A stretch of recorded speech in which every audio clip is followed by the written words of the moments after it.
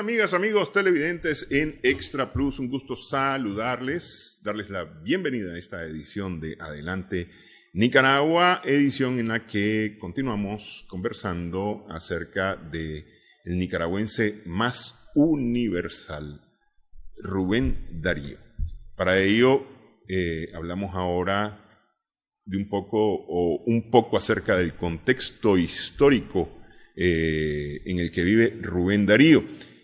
Para ello está con nosotros el historiador, el doctor Rafael Casanova Fuerte. Muchas gracias por estar con nosotros. Sí, muchas gracias, Néstor, para tocar este tema tan interesante, tal como es la universalidad de Rubén Darío. Él decía una cosa en uno de sus escritos, tenía textualmente, así, en su tiempo histórico. He meditado ante el problema de la existencia y he procurado ir hacia la más alta idealidad. He expresado lo expresable de mi alma y he querido penetrar en el alma de los demás y hundirme en la vasta alma universal. Esto escrito ya en el siglo XX, ya en la madurez de su vida, revela pues prácticamente que Rubén Darío tiene claro su papel. Ya es el poeta universal, ya es el hombre que ha inaugurado todo un movimiento, como es el modernismo, ¿verdad? Entonces, en este caso, Rubén Darío, que también Nicaragua se presenta a través de él, con la figura de Sandino, ¿verdad?, en una dimensión distinta, es un poeta universal. Pero Rubén Darío responde, esa es una tesis que prácticamente desarrollamos nosotros en un trabajo que hemos venido haciendo, una conferencia que dimos en uno de los colegios religiosos de secundaria, aquí en Managua, sobre cuál es el contexto en el cual se desarrolla Rubén Darío o se expresa Rubén Darío. Rubén Darío nace un 18 de enero de 1867. Hipotéticamente, si retrocediéramos unos 20 años y hubiera nacido el 18 de enero de 1847, hubiera sido muy difícil que hubiera alcanzado esa universalidad. O sea, él se corresponde con el tiempo, en relación con el tiempo. Con algunos... ¿Por qué? Porque ¿qué hubiera hecho diferencia en esos 18 años? Porque los avances tecnológicos, los avances culturales, no son los mismos en esa época que 20 años después. Nicaragua es distinta, está el periodo que le llamamos de la anarquía. Ahí hubo un hombre nacido... Es decir, ni siquiera es república como tal, es un estado nada más. Es un estado todavía, sí. Pues. Ya la separación, de hecho, la hace Fruto Chamorro con la declaración de abril de 1854, donde declara la república y la separa del contexto centroamericano en términos políticos y que genera la guerra civil. Pero es una etapa bastante difícil. Ahorita acabamos de tocar el problema político. Si vemos el social y si vemos el caso de las comunicaciones, es todavía más anacrónico. Sí. Solamente voy a hacer un paréntesis porque estoy... Fruto Chamorro es el último jefe de Estado de Nicaragua y es el primer presidente de la República. Sí, director de Estado. El último director de Estado y es el primer presidente de la República. De ahí viene la expresión esa que ocupó en los años 70 Pedro Joaquín Chamorro: Nicaragua volverá a ser república, pensando en su tío abuelo Fruto, que era el primer presidente de Nicaragua. Pensando un poco en eso, cierro el paréntesis. Sí, y también en su abuelo, Pedro Joaquín Chamorro Alfaro, hermano de Fruto. Porque en realidad algunas veces, recordemos esto, que yo soy estudioso de los movimientos sociales y de ese contexto. Es la contraparte de los movimientos populares. Porque la república nace desde una perspectiva excluyente con respecto a los sectores populares. Porque se planteaba tanto por los partidarios del liberalismo como tanto por los partidarios que serían después del Partido Conservador, que la conservación social, que es un enunciado que sale de la misma, hijo de la Ilustración, nada más que hay un error al creer que el conservatismo es la ideología del feudalismo. No, es la ideología que trata de adaptar los avances que hay en materia política y económica a las condiciones del siglo XX. Y después, si leemos a Fernando Agüero Rocha, ¿verdad?, el Partido Conservador Evolucionista. O sea, la contraparte de la revolución es la evolución, Sí. que es la constante, Es decir, es una ilógica, tal vez desde el punto de vista conceptual, que el conservador sea el que quiera avanzar. No sé. el avance, bueno, en lo que le llamamos el avance gradual sin confrontar. Uh-huh. Porque en la lógica de ellos, si nosotros analizamos ese contexto antes de, que es el que se impone, que es el de los conservadores, 30 años, que es donde nace Darío, son los partidarios los que admiran los valores hispanos, que se sienten hijos de España, Uh-huh. por un lado, pero que adaptan la visión de Quesnay, de Ancillón y de otros fisiócratas, que bueno, aquí hay que adaptar a las circunstancias de Nicaragua. Aquí una clase propietaria y una clase trabajadora. Y la clase pues intermedia, que es la que le llaman la estéril que le llaman, pero que es necesaria, que es el comerciante, que es el otro. Pero el gran dueño de tierras necesita de operario. Y ese operario son las clases populares. Pero esas clases populares viven en sus comunidades indígenas que tienen tierras ejidales y comunales. Sí. Entonces, ¿cómo convertirlo en peón? ¿Cómo convertirlo en un operario?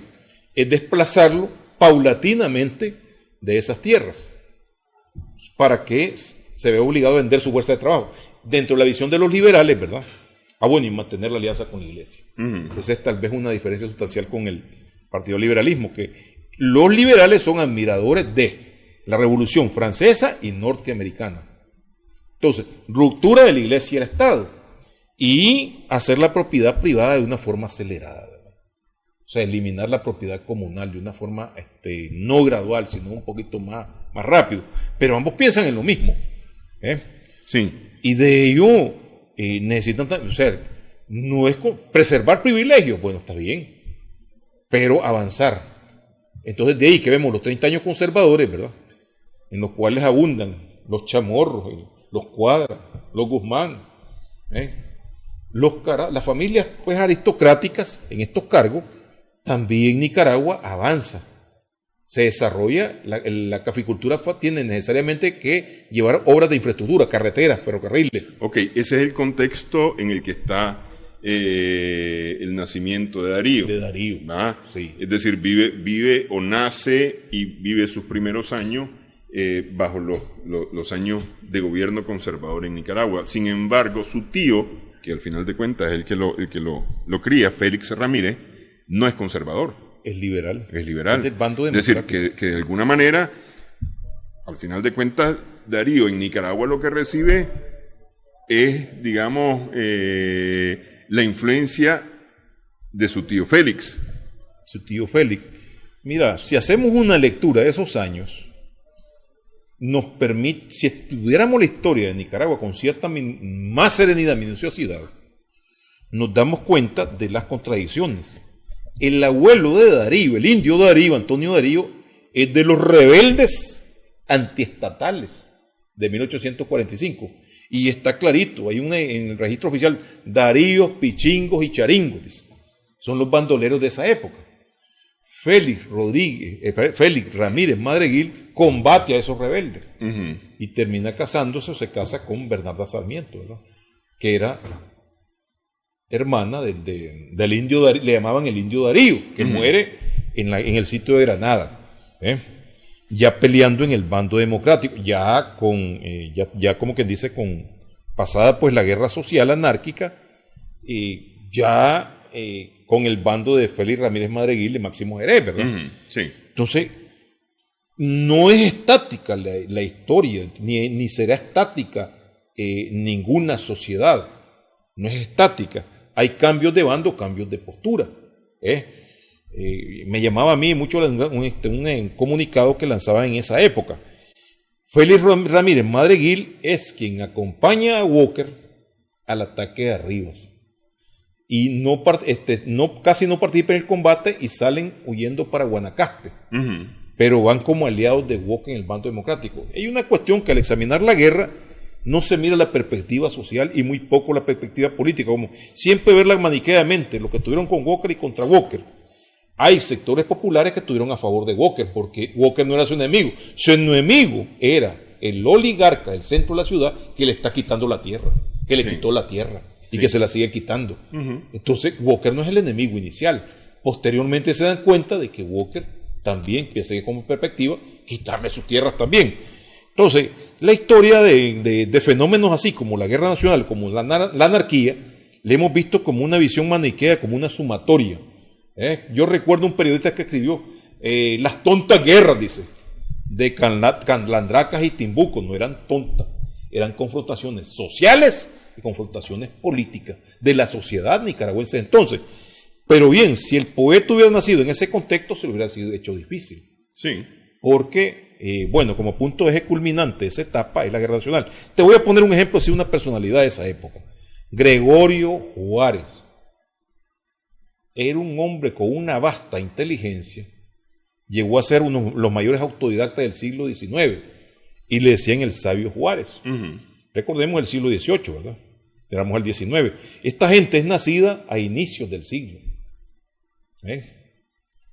Y crecen en ese contexto que no les permite, bueno, imaginemos a Gregorio Juárez, saliendo fuera de Nicaragua en otra etapa. Hubiera sido un mayor desarrollo tal vez que Ramírez Goyena, que es alguien que le sigue después. Pero hubo una palabra famosa, se hizo famosa en el siglo XIX y todavía en los inicios del XX, Cepa Juárez, decía. Sí. Porque era él que tenía una memoria enorme y lo mismo sabía de física, que sabía de política, que sabía de filosofía, que de matemáticas, de un poco de ciencias, pues.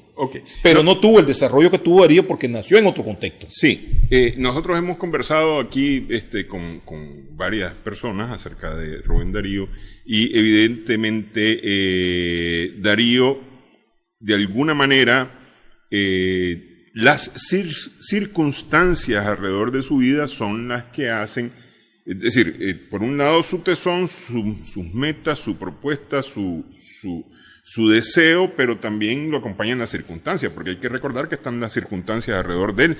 El hecho, por ejemplo, de haber sido doblemente salvado por sus tíos, primero en Metapa y luego en San Marcos de Colón, ¿verdad? De una vida que pudo haber sido distinta en cualquiera de los dos lugares si hubiera continuado por ahí. Entonces efectivamente hay circunstancias. Vamos a hacer una pausa en esta edición de Adelante Nicaragua. Estamos conversando con el historiador, el doctor Rafael Casanova Fuertes.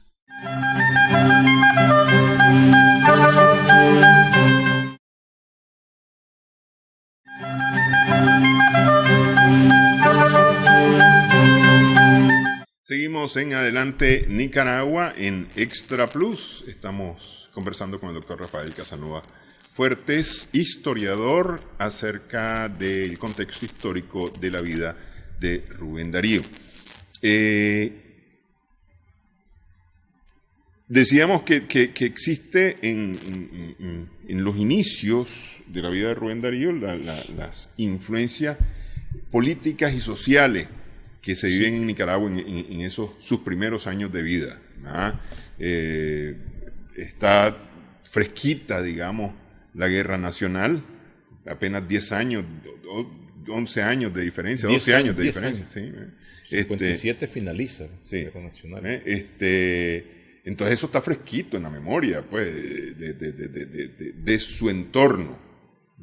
Hay un aspecto que es determinante. León era como el foco cultural más importante de Nicaragua y uno de los focos culturales más importantes de toda Centroamérica. No en balde estaba ahí la Universidad Nacional. El segundo centro universitario de Centroamérica. Sí.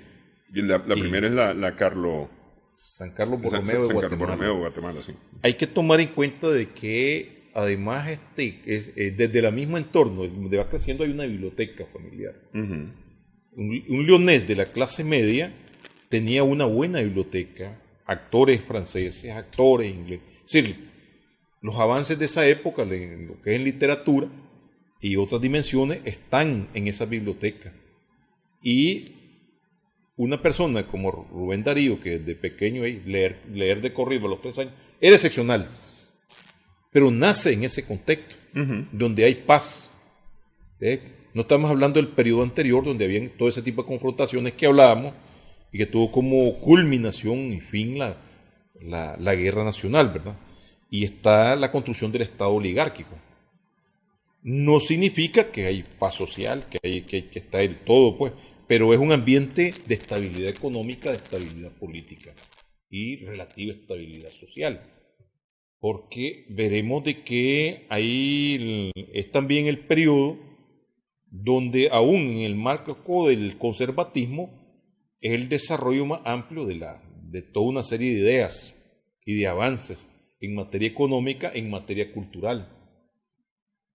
Ahí hay unos trabajos que dicen el liberalismo en los 30 años, bueno, la ideología más avanzada de ese entonces, como contraposición, y aquí vamos a hablar de un tipo de liberalismo que es el que se impone, que es el liberalismo positivista, que es un liberalismo, una visión, llamémoslo de ruptura con el antiguo decimonónico de la Ilustración.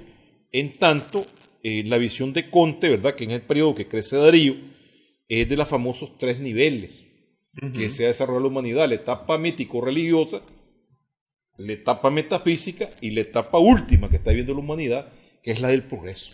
Progreso social, progreso económico, progreso cultural, y que las naciones tenían que apuntar ahí, según la tesis de Comte. Posteriormente vemos que los modelos liberales que toman el poder en esa segunda mitad del siglo XIX, cuando Darío va creciendo, como Justo Rufino Barrios en Guatemala, como Gerardo Barrios en Guatemala, en El Salvador, y toda la influencia que pesa sobre los demás estados centroamericanos, como Costa Rica y Honduras, y en este caso es Nicaragua.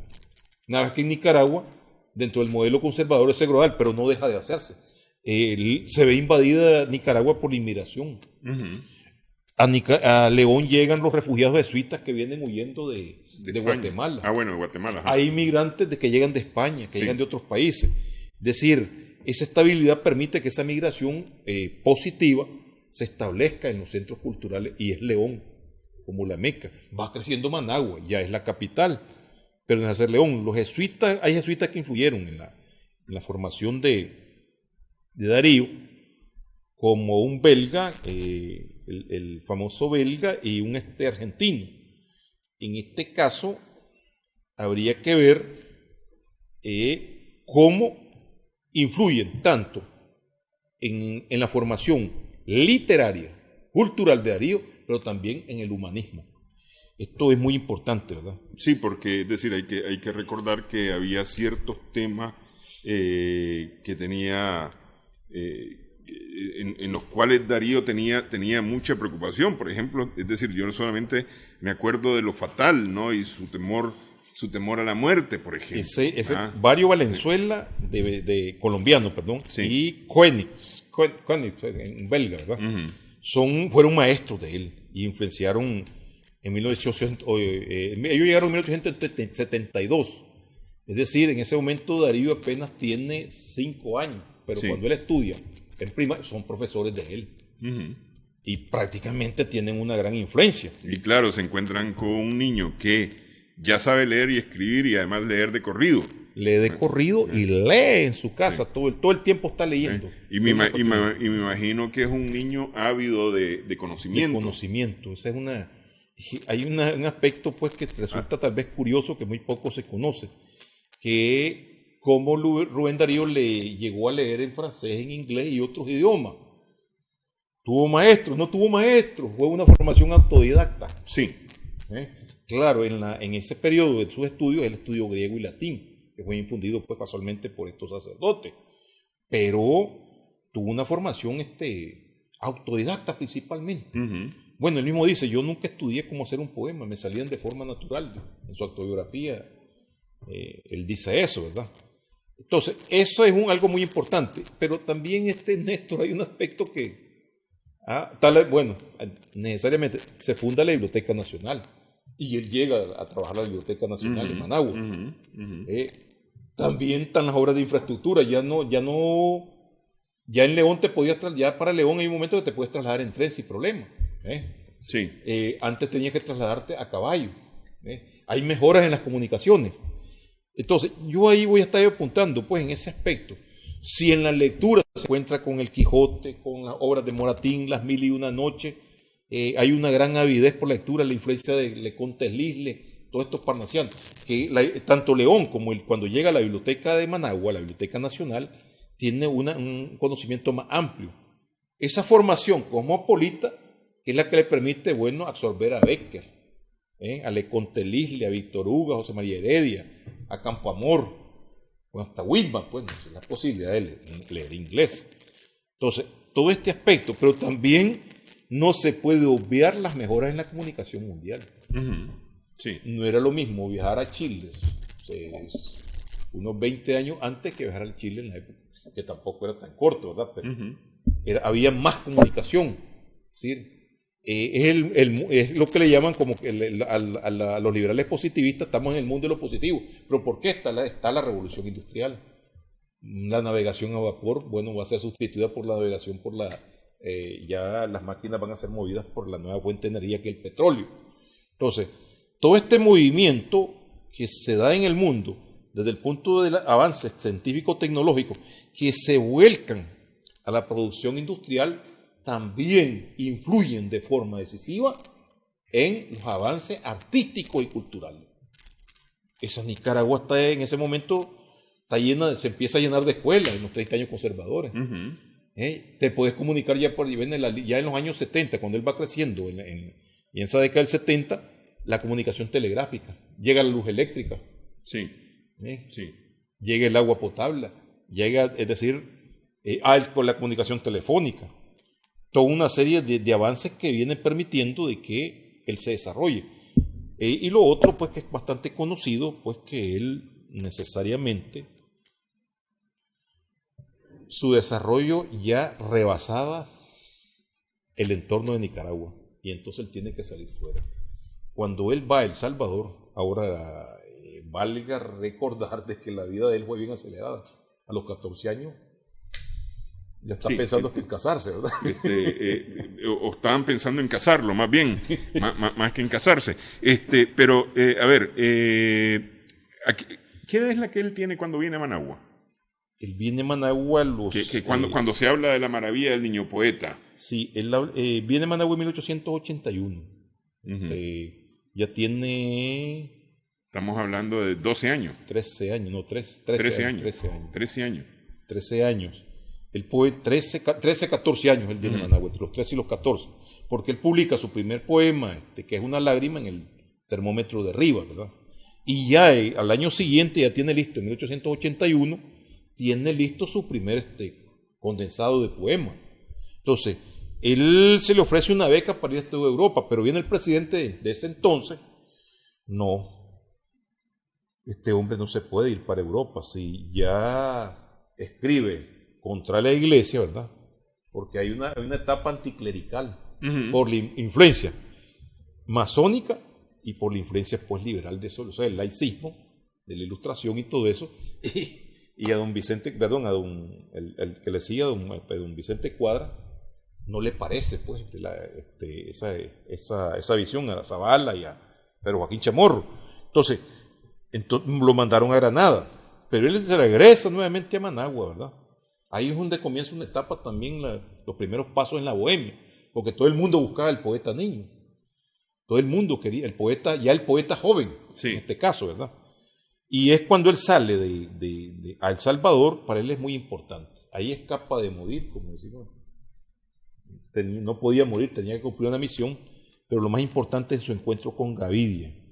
Que Gavidia ya es un estudioso de los versos alejandrinos franceses, y es el primer paso que tiene para aplicación a la métrica española. Pero además Gavidia le dice, andate aunque sea a pie a Chile, le dice. Cuando le dice a pie a Chile, estamos hablando de uno de los focos más culturales más importantes, y la factibilidad que hay de salir por el Pacífico, porque está el caso de la Argentina, pero era más costoso el viaje a la Argentina. Claro. Entonces él le dice que había que cruzar los Andes para empezar. Sí. No estaba el canal de Panamá, sí, y tenía que dar la vuelta a la América en barco. Entonces, cuando él se va en 1886 a Chile, ¿verdad? Va con esa, o sea, que ya lleva toda una experiencia. Y en Chile tiene una recepción en donde hace una amistad con el hijo del presidente de Chile, Balmaceda, ¿verdad? Y de ahí empieza a publicar, ¿verdad? Sería, digamos, por entrega parte de lo que sería el condensado de azul que es en 1888, que lo consagra. ¿Cuántos años tiene en el 88? Tiene 21 años. Sí. Entonces lleva una vida bien acelerada. En este caso, ahí hay una situación de que recibe ataques de distintos de sus contemporáneos. Toda la escuela romántica. El afrancesado, bueno, ¿qué sentido tiene? Pero con un ojo más avisor y más sereno lo lee Juan Valera, que es el crítico literario español de mayor prestigio que existe en el momento, y él le da una valoración positiva a Azul y dice que hay una época distinta. Entonces, de ahí el fundador del modernismo. Los hermanos cubanos, ¿verdad?, que son muy nacionalistas y exaltan la figura de Martí, que Martí tiene juega un papel muy importante, hablan de que dice que fue Martín que escribió el Ismaelí, un poema. Las dimensiones son distintas. Las dimensiones de Darío, en su contexto como poeta, es escribir prácticamente a Azul, que son poemas y prosas, Sí. en donde prácticamente deja cimentada totalmente una corriente. Yo le llamaría a Martí premodernista. Claro, están las dimensiones y el contexto son distintos. Martí era un político metido a poeta. En el caso de Darío, la dimensión como la interpretativa literaria es mucho más grande, mucho más amplia. Martí está ocupado en la lucha por la independencia de Cuba, todavía dominada por los españoles. Nosotros independizamos de España en 1821, los problemas son otros. Sí, no, además que Darío no está metido directamente ni en la política ni en las artes militares en lo absoluto. En ese momento, aunque no deja de ser político Rubén Darío, porque evidentemente es político. Él vive la etapa de los años progresistas del periodo, sobre todo el periodo de Zabal en adelante, de los 30 años conservadores y la dictadura nacionalista de José Santos Zelaya, que es su amigo. De paso es su amigo y se identifica. Eso lo lleva prácticamente a tener contradicciones con Estados Unidos. Y logra absorber prácticamente el discurso, que hay un momento en que ahí se encuentra con Martí, que es antiimperialista, pero aquel es más protagonista político. Este está defendiendo el gobierno de Zelaya, aquel está peleando todavía por la independencia de Cuba y muere luchando por la independencia de Cuba. Sí, se trata de hacer una visión comparativa. Hay que ver, las dimensiones son diferentes, aunque en un momento determinado se dan la mano. Sí. Los dos son modernistas, pero bueno, Martí es más premodernista que modernista. Ok, vamos a hacer pausa nuevamente en esta edición de Adelante Nicaragua. Hablamos sobre Rubén Darío con el historiador Rafael Casanova Fuertes.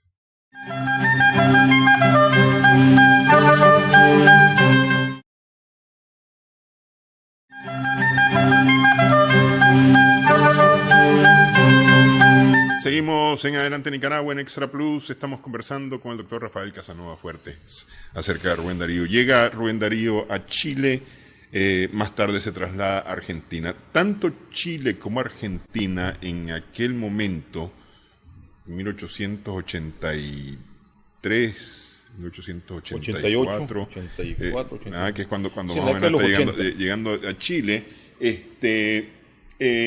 y más tarde Argentina. Estas dos naciones de una u otra forma tienen ya mucha influencia de las revoluciones o de la revolución en Europa, la revolución francesa principalmente. Viven un estado más moderno que el más avanzado, sí, que Centroamérica en general. Las relaciones sociales o las luchas sociales están más claramente identificadas. Ya en Chile han desaparecido los partidos liberal y conservador, pues, ya son otras corrientes más avanzadas. Ya ahí están los famosos partidos liberales, ¿cómo se llama? Radicales. Los radicales, sí. Radicales. Pero ¿a qué voy? Casi con Darío nace El Capital de Carlos Marx. 1869, el Capital. 2 años después. Entonces, ya en Europa, el fantasma está recorriendo Europa. Y de una u otra forma, alguno de esos vientos atemoriza también al sur de América.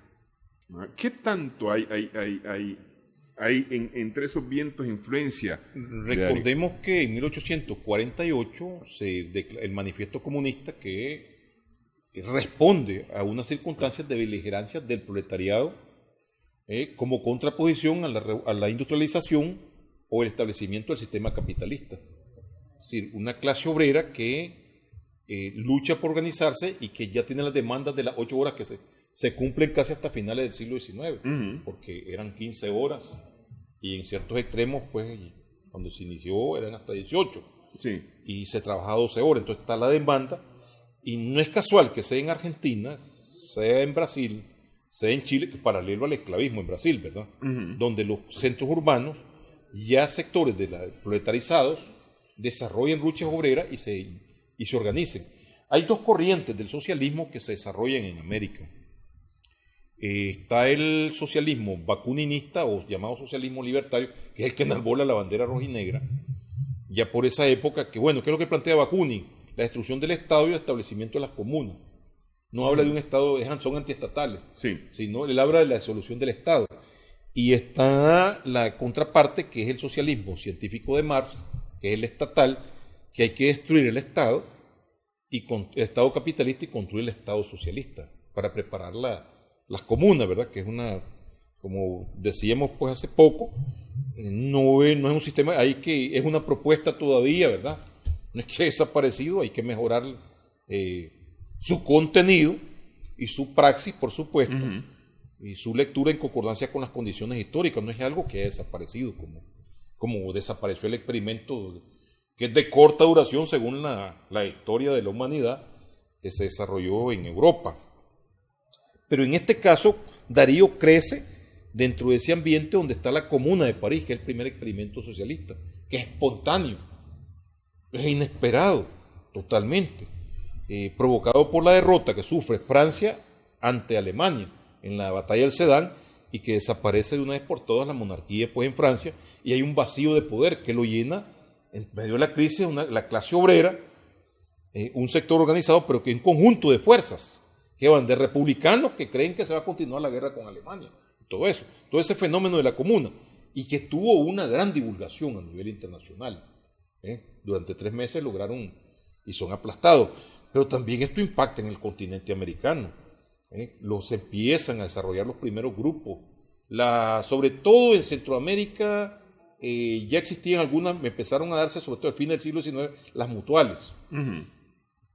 Cuando en Argentina y en Chile, en Brasil y en Uruguay ya existían los primeros sindicatos con orientación socialista. Algunos de ellos siguiendo la línea de Bakunin y otros ya son premarxistas, pues. ¿Y esto influye en la obra de Darío? Sí, tenemos la obra, ¿por qué? Que casualmente la realiza en Chile, que creo que aquí sería importante. Voy a leer algunos fragmentos. Por aquí lo andamos, ¿verdad? 1892. En 92 hay un aspecto muy interesante. Es el viaje que él realiza hacia España, donde como que siente más orgullosa su identidad americana. Sí. Y sus raíces americanas, pero también como que recurre a reaccionar ante el problema que ya ve en las sociedades. Oh Señor, dice, el mundo anda muy mal, la sociedad se desquicia, el siglo que viene verá la mayor de las revoluciones que han ensangrentado la tierra. El pez grande se come al chico, sea como sea tendremos el desquite, el pauperismo reina, el trabajador lleva sobre sus hombros la montaña de una maldición. Nada vale sino nada vale ya sino el oro miserable.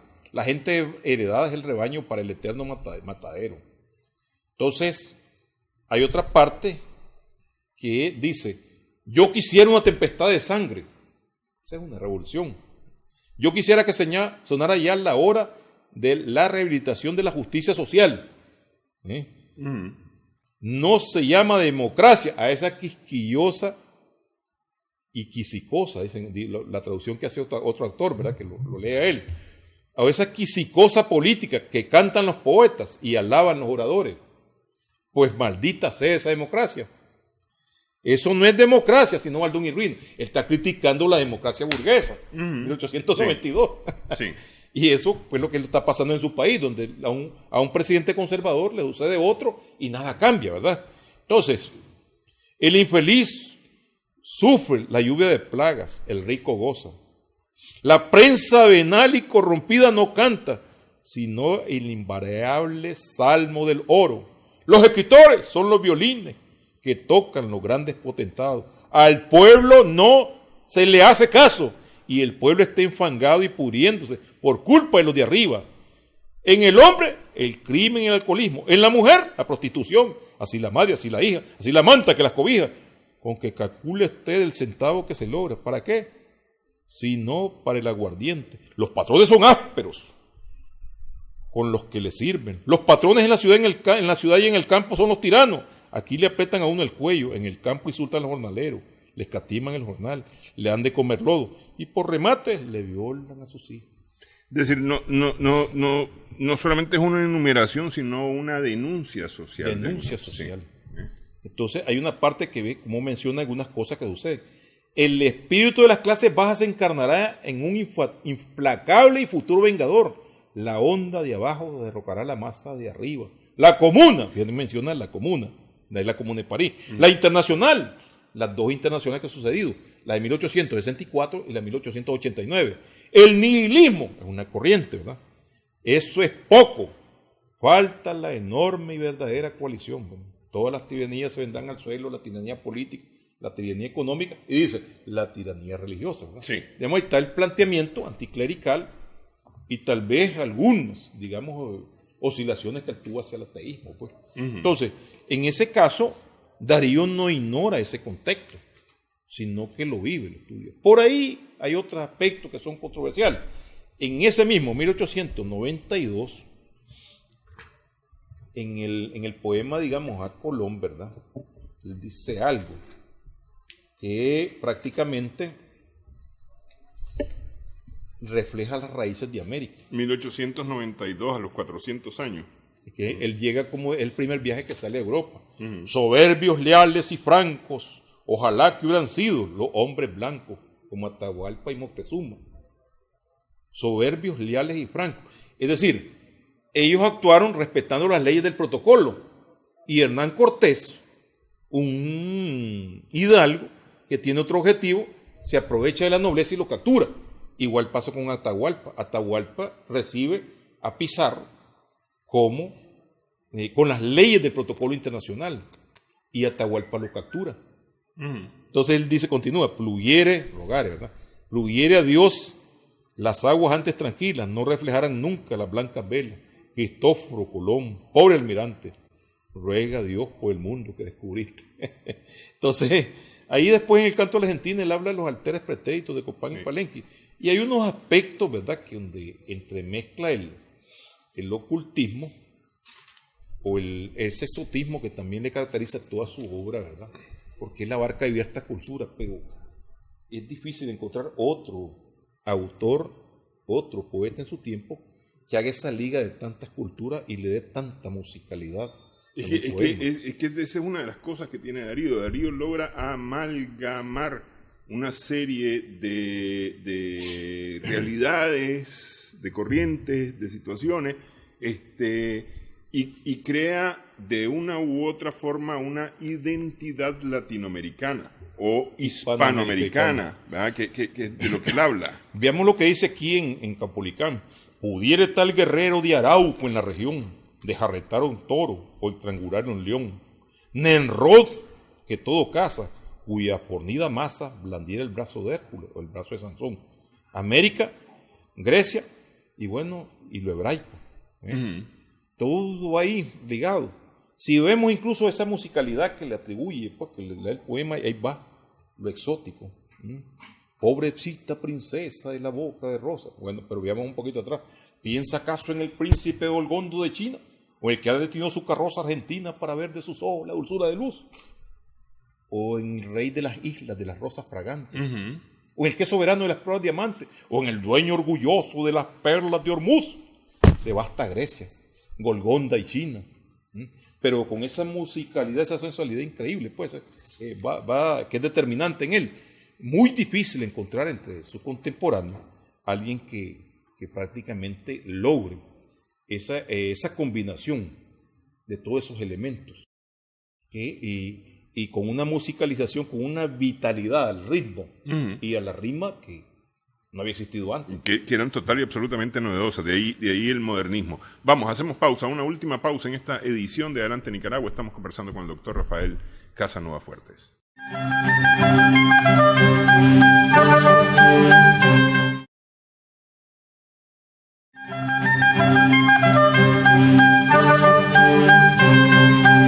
Seguimos en Adelante Nicaragua en Extra Plus.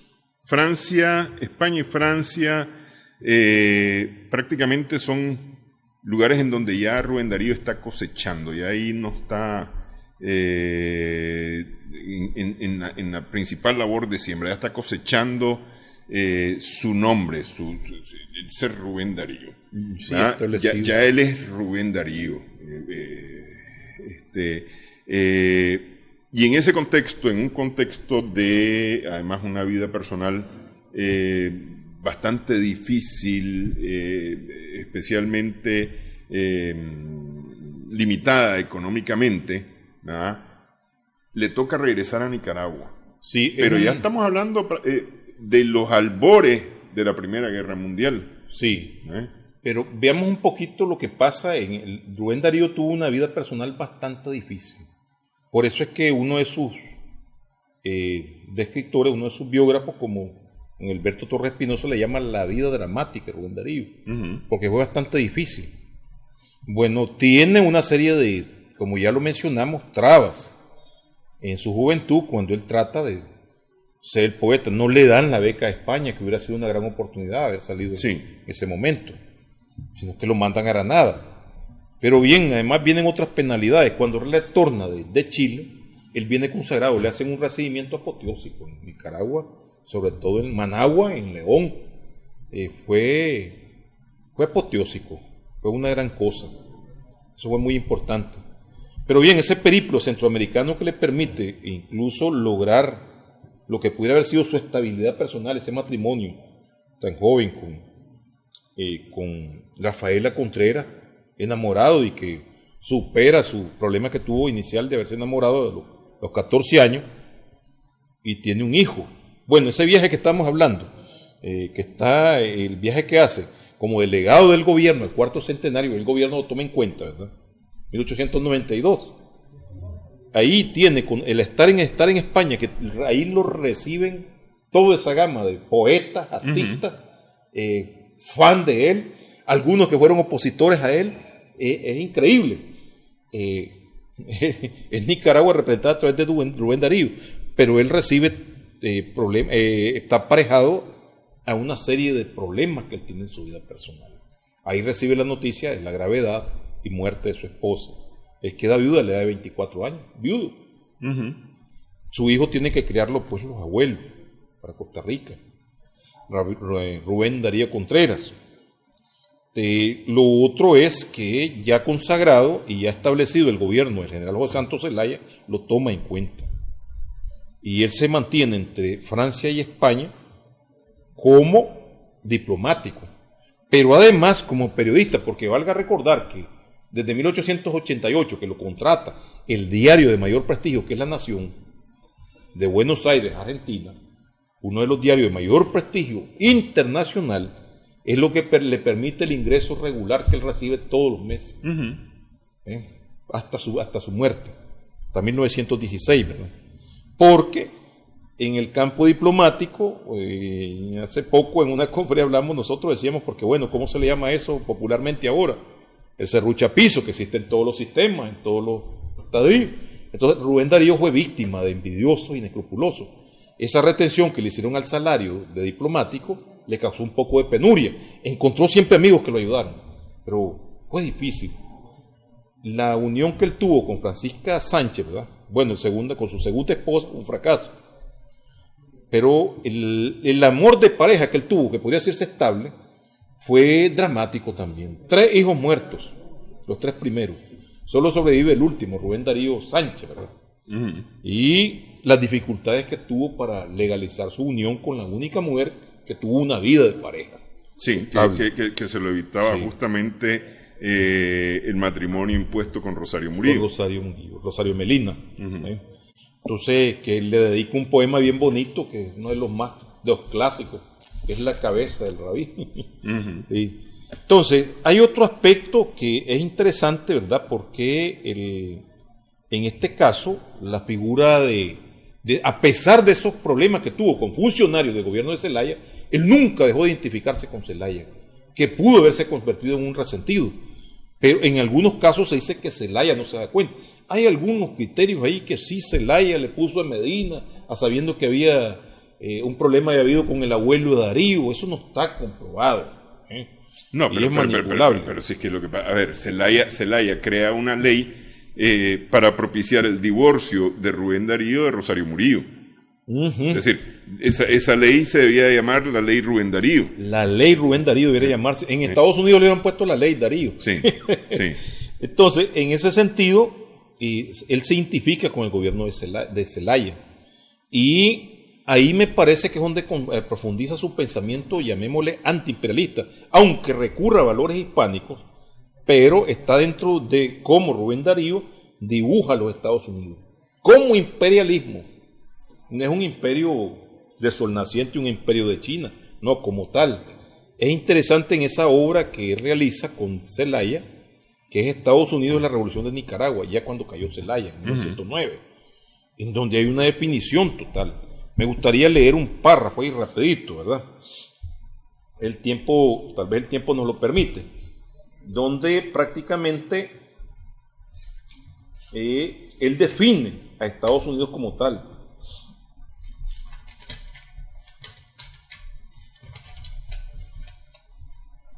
Los Estados Unidos, dice, cuyo imperialismo ya demasiado famoso desde hace tiempo, venían persiguiendo ejercer un protectorado y apropiarse principalmente de la faja del canal por territorio nicaragüense, para lo cual no encontraban facilidades con el presidente Zelaya, puesto que éste exigía, ante todo, se garantizara la soberanía de Nicaragua y además una cantidad correspondiente a la concesión.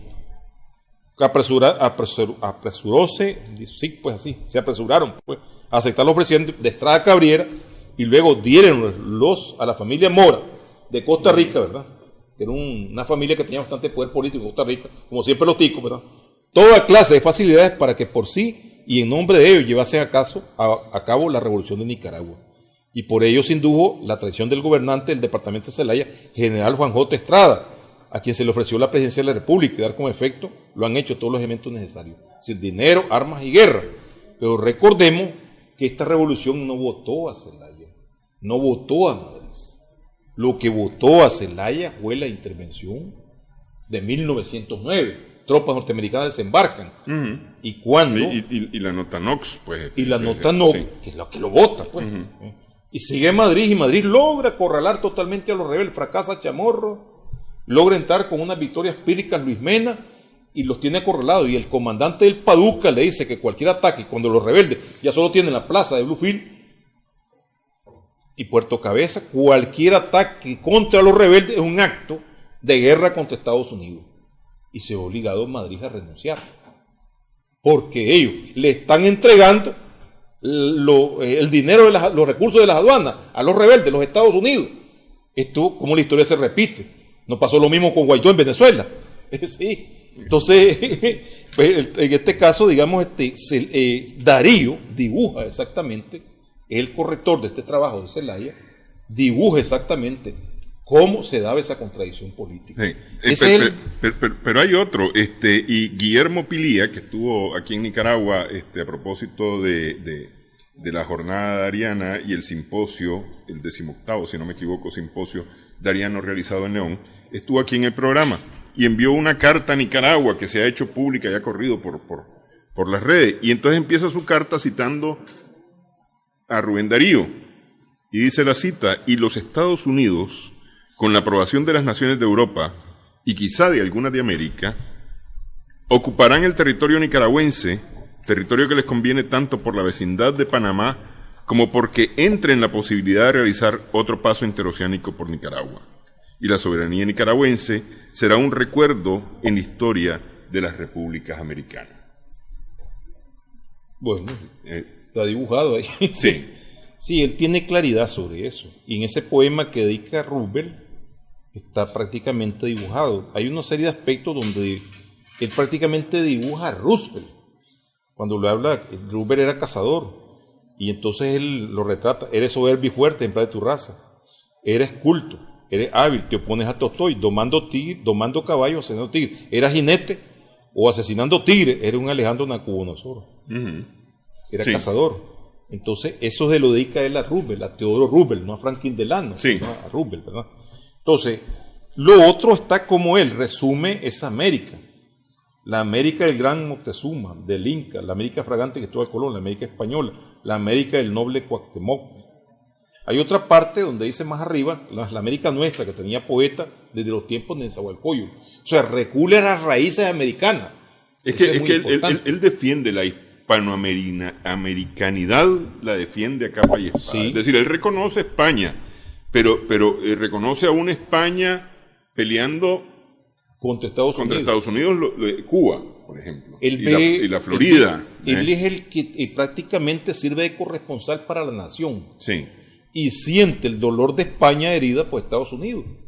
Prácticamente lo elimina como potencia, como imperio, y lo recluye en la península, que es otra también parte de la historia en la literatura, que es la llamada generación del 98, que reacciona contra eso, que reacciona contra la situación que hay, que se ve en el plano tanto literario como en el plano político. Pero también, en este caso, Rubén la traslada a la América, porque bueno, está sufrida España por la derrota, pero también esa América de donde él viene, que tuvo poetas de los tiempos de Nezahualcóyotl, de Moctezuma, del Inca, de toda esa América que fue destruida por España misma, pero que ahora está amenazada por un nuevo imperio. Sí. Y recurre al final al término religioso. Hay 1000 cachorros, vive la América española, hay 1000 cachorros sueltos de león español. Se necesitaría Roosevelt ser Dios mismo. El rifleo terrible vuelve a tirarle el viaje de cazador. Y el fuerte cazador para poder tener nuestra férrea garra. Con todo, falta una cosa a Dios. Él acude al aspecto que hay una fuerza universal que puede ayudarle a contener eso. Pero también habla de los cachorros vivos que están ahí, que pueden hacerle resistencia, ¿verdad? Sí. Bueno, sí, evidentemente hay un Darío que es político, que yo nada más quería agregar el tema pacifista. Él está contra la guerra. Hay que recordar del poema de que casi no se habla, Pax, escrito en Nueva York, a propósito del inicio de la Primera Guerra Mundial. En el viaje cuando viene de regreso a Nicaragua. Y cuando la guerra se avecina, él la está viendo en Europa, él está prácticamente, la tiene fresquecita, está ¿cómo se llama el canto errante? Y el otra referencia pues, que tiene, que es el poema más conocido, que es Los motivos del lobo, donde devuelve los motivos del lobo, hermanos se hacían la guerra. El lobo no es el lobo que se lleva a San Francisco al... Sí, él ocupa San Francisco, pues, como sí, las florecillas. Claro, sí. Una cosa muy bonita, las florecillas, pues yo recomiendo leerla, pues, porque ahí está el lobo de Gubbio, que lo convierte a San Francisco, pues, con su humildad, pero viene él lo revierte, donde el lobo pues vive entre los humanos, pero vuelve nuevamente a su risco, vuelve a su libertad, y se sentía mejor, aunque fuera fiera, se sentía mejor que esa buena gente. Hermanos se hacían la guerra. En esto que dice, el canto errante dice, ¿qué hay de nuevo? Tiembla la tierra, en La Haya se incuba la guerra, huele a podrido en todo el mundo. Se cumplen ya las profecías del viejo monje Malaquías, en la iglesia el diablo se esconde, Madrid abomina la capa, ya no tiene eunuco el papa. Fíjense en esos años, aun cuando él se conserva dentro del catolicismo, no deja de ser crítico al alto poder de la iglesia. Así es. Sí. Bueno, son aspectos de la vida de Rubén Darío, en parte contexto histórico que vive Rubén Darío hasta su muerte aquí en Nicaragua ya. A donde regresó para eso, pues. Sí, regresó para morir. A morir, ¿verdad? Sí. Quiero agradecerle, doctor. Bueno, desafortunadamente este tiempo... El tiempo es tirano. Sí. Gracias también a nuestras amigas, amigos televidentes por su sintonía en esta edición de Adelante Nicaragua. Esperamos que el programa haya sido de provecho para usted.